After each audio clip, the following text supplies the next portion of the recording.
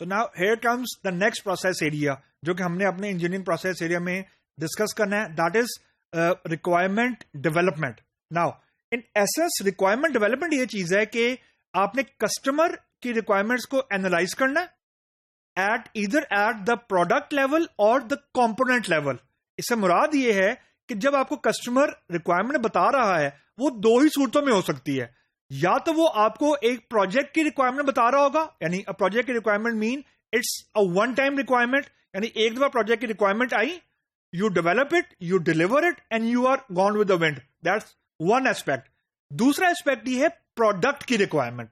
जो प्रोडक्ट की रिक्वायरमेंट होती है ना वो थोड़ी सी डिफरेंट होती है फ्रॉम द प्रोजेक्ट. रीजन, जो प्रोडक्ट होता है उसको हम अमूमन यूजुअली ऑनगोइंग बोलते हैं, लेकिन प्रोजेक्ट की रिक्वायरमेंट में और प्रोडक्ट की रिक्वायरमेंट में जो चीज कॉमन है वो है approval.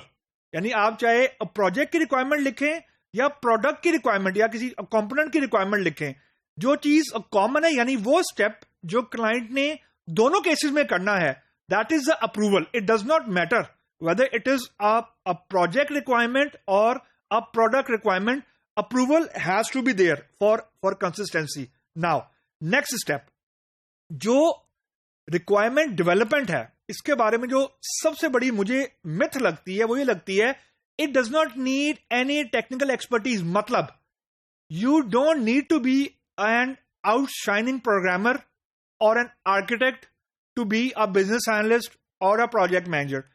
Requirement engineering is by no mean a technical activity, it's purely a communication activity.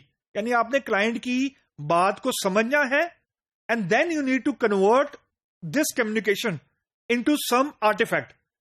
अगर तो बंदे का टेक्निकल बैकग्राउंड है then it is added advantage, but this is not a blocker. यानी ये कोई हम ये नहीं कह सकते कि since the resource is not having a technical background that's why we are having a bad requirements. No, ऐसा कोई नहीं है. It's not a technical activity, it is just mere a communicational activity. So जो project की requirement लिखनी है या product की रिक्वायरमेंट लिखनी है, दोनों के अंदर जो चीज कॉमन है एक अप्रूवल, दूसरा जो चीज कॉमन है वो है हमारे पास कम्युनिकेशन. तो it is just a matter of communication. Now जो प्रोडक्ट की रिक्वायरमेंट्स है, प्रोडक्ट की रिक्वायरमेंट्स को मैं सेपरेटली या डिस्टिंग्विश इसलिए कर रहा हूं कि प्रोडक्ट ऑलरेडी एग्जिस्टिंग चीज के ऊपर बनता है. यानी फॉर एग्जाम्पल विंडो है या आप कोई भी सॉफ्टवेयर यूज कर रहे हैं, डिफरेंट वर्जन आते रहते हैं, डिफरेंट अपडेट्स आती रहती हैं सॉफ्टवेयर के अंदर. वो बेसिकली क्या होता है कि एक प्रोडक्ट ऑलरेडी बना हुआ है, उसके ऊपर कंपनी नए वर्जन्स या नए फीचर्स लॉन्च कर रही होती है. इनफैक्ट उसी की बेसिस के ऊपर कंपनी का रेवेन्यू चल रहा होता है कि एक नया वर्जन आया, नाउ जो डिवाइसेज हैं या जो कस्टमर हैं वो नए वर्जन पे अपने आप को स्विच करेंगे and they will pay for it and so on. Engineering level के ऊपर जो इश्यू आता है वो ये आता है कि जब आपने रिक्वायरमेंट को गैदर करना है for a product, then you have to ensure कि आप कोई ऐसी रिक्वायरमेंट ना लिख छोड़ें या कोई ऐसी रिक्वायरमेंट आप कमिट ना कर लें क्लाइंट से जो कि एग्जिस्टिंग कोड बेस के ऊपर पॉसिबल नहीं है. But what actually do I mean कि पॉसिबल नहीं है कि ऐसा ना हो कि आपका जो ऑलरेडी प्रोडक्ट डिप्लॉय हुआ है डिफरेंट साइट्स के ऊपर, नए फीचर के आने की वजह से कुछ एग्जिस्टिंग फीचर ना चलें. मतलब ये कि इसकी जो बड़ी कॉमन एग्जांपल है या एक बड़ी मशहूर एग्जांपल है वो ये है कि whenever we switch from a particular browser version to the latest browser version, तो the upfront issue which we have to deal is के नए वर्जन जो है वो कंपैटिबल हो पुराने वर्जन से. यानी if we are working on for example IE10 या क्रोम का करंट वर्जन पे चल रहे हैं, 6 महीने बाद अगर एक नया वर्जन आ गया है तो सबसे पहला जो रिस्क मिटिगेट करना है रिक्वायरमेंट के व्यू पॉइंट से वो ये है कि अगले वर्जन में जब डेवलपमेंट होनी है तो उसके अंदर पिछला वर्जन कंपैटिबल है या नहीं है.